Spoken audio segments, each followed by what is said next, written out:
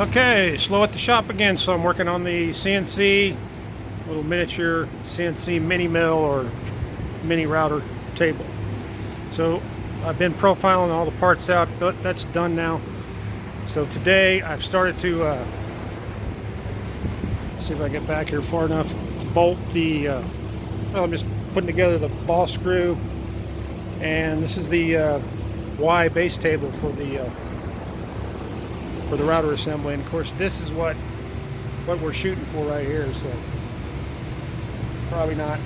There's probably all kinds of designs, but this is one that I kind of looked at other people's and came up with, and fairly simple. We'll see how well it works, but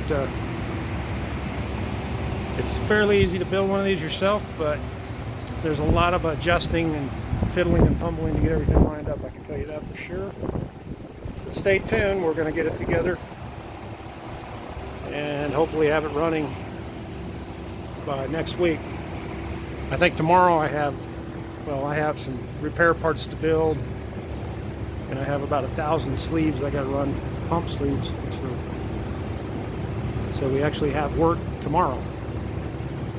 So stay tuned for the CNC do-it-yourself 3-axis router table.